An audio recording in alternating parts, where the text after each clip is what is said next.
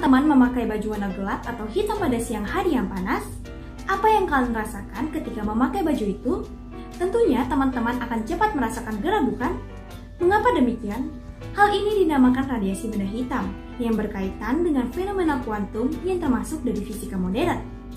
Loh, radiasi benda hitam, fenomena kuantum, fisika modern, apa itu?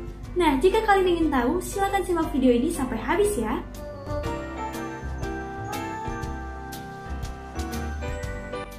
Assalamualaikum warahmatullahi wabarakatuh. Tabi pun, perkenalkan nama saya Taskia Fazairawan. Teman-teman, bagaimana kabarnya hari ini? Semoga teman-teman selalu dalam keadaan sehat walafiat.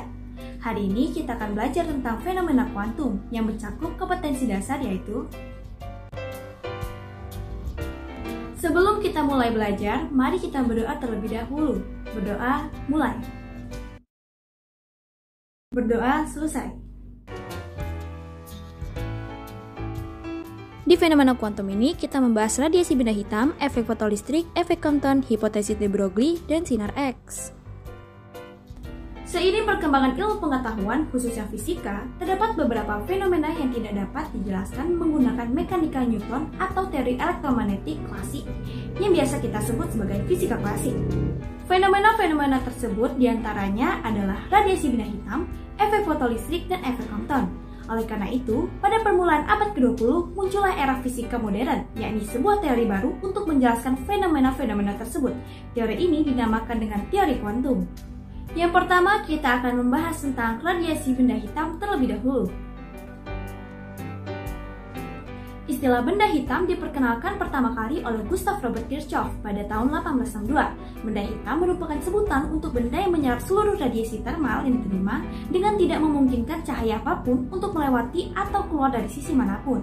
Oleh karena itu, pertanyaan kita di awal tadi, baju warna gelap yang kita gunakan saat siang hari akan menyebarkan suhu panas ke seluruh tubuh yang membuat kita gerah. Itu karena pakaian warna gelap tidak memantulkan lagi panas yang diserap. Energi yang terserap akan memanas dan memancarkan radiasinya. Radiasi ini yang biasa disebut dengan radiasi benda hitam. Benda hitam digambarkan sebagai rongga hitam dengan lubang kecil. Ketika suatu cahaya memasuki rongga melalui lubang, maka berkas cahaya akan dipantulkan berkali-kali dan tidak akan dikeluarkan kembali ke lubang. Benda hitam akan menyerap cahaya yang suhunya lebih rendah dari suhu sekitarnya dan memancarkan cahaya yang suhunya lebih tinggi dari suhu sekitarnya. Pada tahun 1879, Stephen dan Boltzmann telah melakukan pengukuran laju energi kalor radiasi yang dipancarkan oleh permukaan suatu benda hitam. Hasil yang didapatkan selanjutnya dikenal dengan hukum Stephen-Boltzmann, yang berbunyi, energi yang dipancarkan oleh suatu permukaan benda dalam bentuk radiasi kalor persatuan waktu sebanding dengan luas permukaan dan sebanding dengan pangkat 4 suhu mutlak permukaan itu. Pernyataan tentang hukum Stephen-Boltzmann dapat dituliskan dengan rumus sebagai berikut, di mana P sama dengan Q per T sama dengan E kali sigma kali A kali T pangkat 4, I sama dengan E kali sigma kali T pangkat 4, P sama dengan I kali A, E sama dengan P kali T. Keterangannya yaitu I adalah intensitas radiasi yang satuannya watt per meter kuadrat, P adalah daya radiasi yang satuannya watt, E besar adalah energi radiasi yang satuannya joule, T besar adalah suhu mutlak benda, satuannya adalah Kelvin, A adalah luas penampang yang satuannya meter kuadrat, T kecil adalah waktu radiasi yang satuannya sekon, sigma adalah konstanta Stephen-Boltzmann yang bernilai 5,67 kali 10 pangkat 8 watt per meter kuadrat, Kelvin pangkat 4, E kecil adalah emisivitas benda. Radiasi dipancarkan oleh seluruh benda yang memiliki suhu dan dipengaruhi oleh warna permukaan. Warna permukaan mempengaruhi nilai emisivitas benda. Emisivitas benda disimbolkan dengan huruf E kecil. Nilai emisivitas benda berkisar dari 0 sampai dengan 1. Warna hitam memiliki nilai emisivitas sama dengan 1, warna putih memiliki nilai emisivitas sama dengan 0. Selanjutnya, pada tahun 1896, spektrum radiasi benda hitam diselidiki oleh Wilhelm Wien. Menurut Wien, jika dipanaskan terus, benda hitam akan memancarkan radiasi kalor yang puncak spektrumnya memberikan warna-warna tertentu. Warna spektrum bergantung pada panjang gelombangnya, dan panjang gelombang ini akan bergeser sesuai dengan suhu benda. Makin tinggi suhu benda hitam, maka panjang gelombang maksimum akan bergeser ke arah yang lebih pendek. Wien merumuskan bahwa panjang gelombang pada puncak spektrum berbanding terbalik dengan suhu mutlak benda. Hal ini dinamakan hukum pergeseran Wien. Hubungan ini dapat dituliskan dengan rumus sebagai berikut. Lambda max dikali T sama dengan C. di mana lambda max adalah panjang gelombang pada intensitas radiasi maksimum, satuannya adalah meter, T adalah suhu benda, satuannya adalah Kelvin, C adalah konstanta Wien yang bernilai 2,898 kali 10⁻³ meter Kelvin.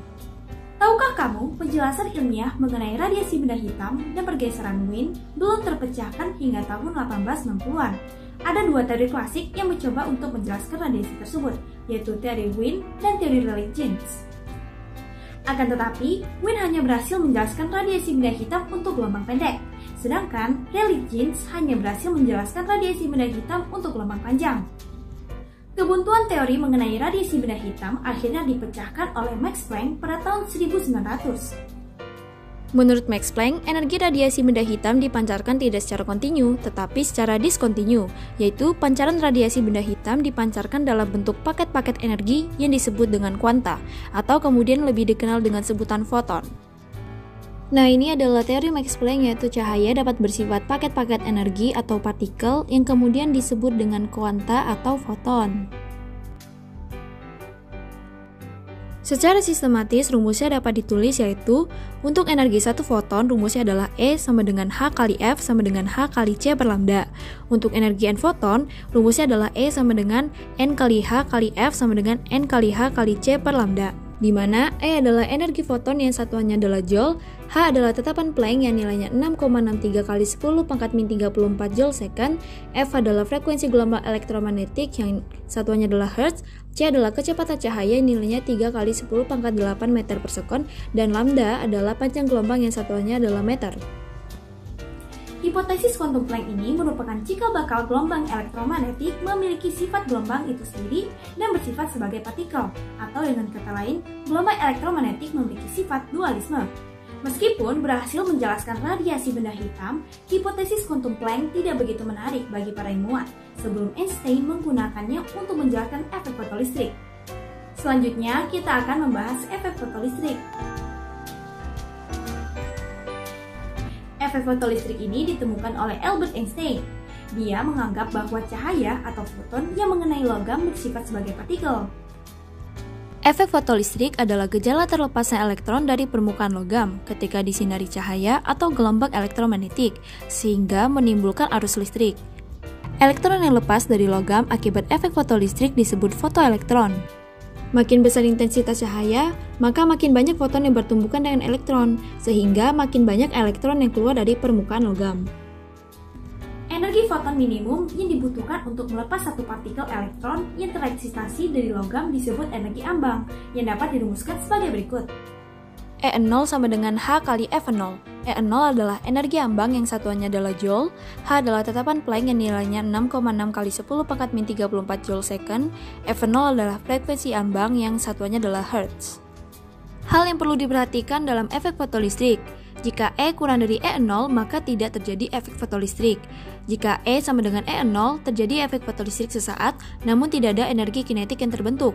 Jika E lebih besar dari E0 terjadi efek fotolistrik, ada energi kinetik yang terbentuk. Syarat terjadinya efek fotolistrik: 1. Panjang gelombang ambang bersinar harus lebih besar dari panjang gelombang ambang bahan. 2. Frekuensi sinar harus lebih besar dari frekuensi ambang bahan. 3. Energi foton sinar harus lebih besar dari energi ambang bahan. Pada peristiwa efek fotolistrik, elektron yang bergerak akan menimbulkan energi kinetik yang dapat dirumuskan sebagai berikut. EK max sama dengan HF dikurang W0, W0 sama dengan H kali F0, atau EK max sama dengan HF dikurang HF0, EK max sama dengan E kali F0. Keterangannya dapat dilihat di sampingnya.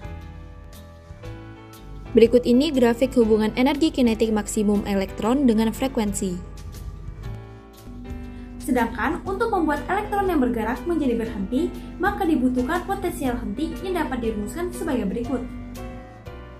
V sama dengan EK per E, di mana V sama dengan potensial henti yang satuannya volt, EK adalah energi kinetik elektron yang satuannya adalah Joule, E adalah muatan elektron yang nilainya 1,6 kali 10⁻⁻19 Coulomb.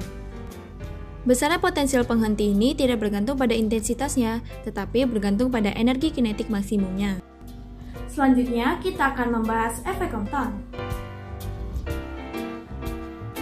Efek Efek Compton merupakan peristiwa terhamburnya foton saat menumbuk elektron diam menjadi foton terhambur dan elektron yang terpental. Efek Compton ini diungkapkan oleh ilmuwan yang bernama Compton pada tahun 1923 dengan menjatuhkan foton pada sebuah elektron bebas. Ketika tumbukan terjadi, foton kehilangan sebagian energinya karena diserap elektron. Akibatnya, panjang gelombang foton yang terhambur menjadi besar karena energinya menjadi lebih kecil.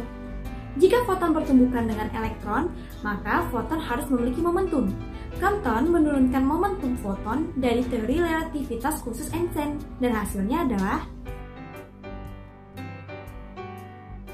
dengan menggunakan rumus momentum foton, Compton menurunkan hukum kekekalan momentum dan energi pada pembukaan antara foton dan elektron. Hasilnya adalah delta lambda sama dengan lambda aksen dikurang lambda, sama dengan H per M0 dikali C dikali 1 dikurang cos theta. Eksperimen efek fotolistrik dan efek Compton telah membuktikan bahwa cahaya terdiri atas paket-paket energi yang terkuantisasi atau partikel-partikel atau kuanta atau foton-foton. Jadi, manakah yang benar? Cahaya itu gelombang atau partikel? Kenyataan ini akhirnya menghantarkan pada sebuah kesimpulan bahwa cahaya memiliki dua sifat, yaitu sebagai gelombang di satu sisi dan sebagai partikel di sisi lainnya. Konsep tersebut dikenal sebagai dualisme gelombang partikel. Konsep dualisme gelombang partikel diperluas oleh Louis de Broglie pada tahun 1903. Louis de Broglie menyatakan bahwa cahaya dapat bersifat sebagai gelombang dan partikel. Partikel pun mungkin dapat bersifat sebagai gelombang. Pernyataan tersebut dikenal sebagai hipotesis de Broglie. Menurut de Broglie, persamaan momentum foton yang diturunkan oleh Compton adalah rumus panjang gelombang tersebut selain berlaku untuk foton, harus berlaku pula untuk partikel yang memiliki momentum. Dengan demikian, setiap partikel yang bergerak akan memiliki panjang gelombang sebesar lambda sama dengan H per P, sama dengan H per M kali V. Yang terakhir, kita akan membahas sinar X. Tentu kita sudah tidak asing bukan mendengar sinar X, tapi apakah kita tahu apa itu sinar X? Pada November 1895, sinar X ditemukan secara tidak sengaja oleh Wilhelm Conrad Röntgen. Ia sedang melakukan eksperimen dengan berkas elektron dalam sebuah tabung pengosongan gas. Tiba-tiba, dia mengamati peristiwa berpendarnya sebuah layar fluoresen miliknya yang kebetulan ada di dekat tabung pengosongan gas itu saat berkas elektron dinyalakan. Röntgen mencoba menempatkan berbagai benda antara tabung dengan layar fluoresen. Hasilnya adalah layar masih tetap berpendar. Yang paling mengejutkan, Röntgen meminta istrinya menempatkan tangan di antara tabung dan layar, dan hasilnya adalah sebuah siluet bayangan tulang tangan Nyonya Röntgen lengkap dengan cincinnya.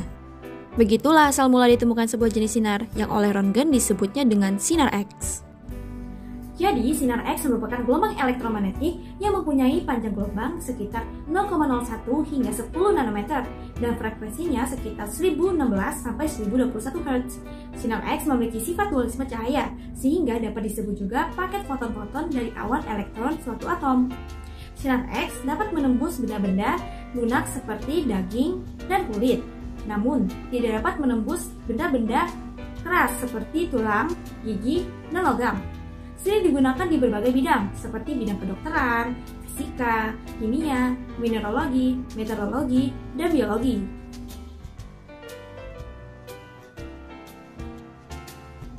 Wah, tidak terasa ya kita sudah membahas fenomena kuantum sampai sejauh ini. Untuk melatih kemampuan teman-teman, yuk kita berarti soal. Soal yang pertama yaitu, ketika suhu radiasi benda hitam naik, maka intensitas maksimum radiasi akan A. Bergerak ke arah panjang gelombang yang lebih besar, B. Bergerak ke panjang gelombang yang lebih kecil, C. Tidak berpengaruh, D. Arahnya bergeser ke panjang gelombang yang pendek, sesudah itu bergeser kembali ke panjang gelombang yang panjang, E. Tergantung sekeliling. Pembahasannya yaitu, Wien pernah berkata bahwa panjang gelombang pada intensitas maksimum akan bergeser ke panjang gelombang yang lebih pendek atau ke frekuensi yang lebih tinggi apabila suhunya semakin meningkat.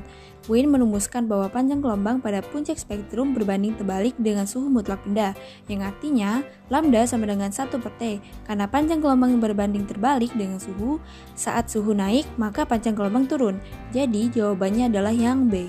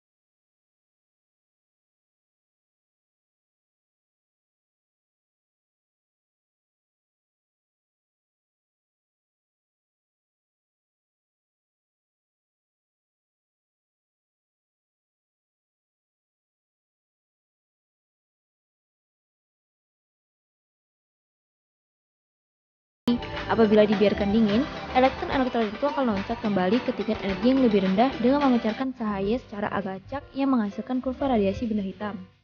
Tetapi jika radiasi lemah dengan energi yang tepat, efeknya adalah elektron-elektron dalam setiap atom akan pindah ke tingkat keadaan tereksitasi. Ketika mereka kembali ke bawah dari tingkat tereksitasi ini, mereka akan memancarkan sebuah foton dengan besar energi yang sama. Bermiliar-miliar foton yang bergerak bersamaan inilah yang membentuk pancaran berintensitas tinggi dari cahaya monokromatis, sebuah penguatan cahaya dengan pancaran terstimulasi dari radiasi atau laser. Selain itu juga jangan lupakan adanya sinar X. Manfaat sinar X sangat banyak dalam kehidupan.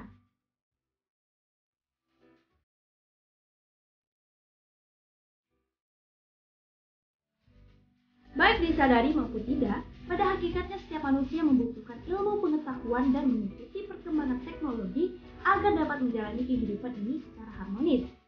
Di mana perkembangan teknologi itu tentu merupakan implikasi dari ilmu fisika yang telah dipelajari oleh para pakar yang ahli di bidangnya, termasuk di fisika kuantum. Adanya laser pada CD player dan juga banyak kegunaan sinar X. Mempelajari fisika mempunyai banyak manfaat. Tanpa adanya ilmu fisika, mungkin semua peralatan canggih di dunia ini, termasuk yang teman-teman pakai saat ini, yang dapat meringankan pekerjaan manusia tidak dapat terwujud. Ternyata fisika sangat dekat ya dengan kehidupan kita. Baik teman-teman, waktunya diskusi. Manfaatkan waktu diskusi ini untuk mempertajam pola pikir kalian. Silahkan pause video ini untuk memulai diskusi. Teman-teman, sayangnya pembelajaran kita tentang fenomena kuantum harus berakhir sampai di sini. Jangan lupa belajar dan banyak baca bukunya ya teman-teman, supaya memperkaya wawasan ilmu kalian. Ada sedikit pantun dari saya. Berusaha lari ke padang datar. Harimau datang untuk mengejar. Jika ingin tambah pintar, tentu kita harus belajar. Semangat! Saya akhiri. Wassalamualaikum warahmatullahi wabarakatuh.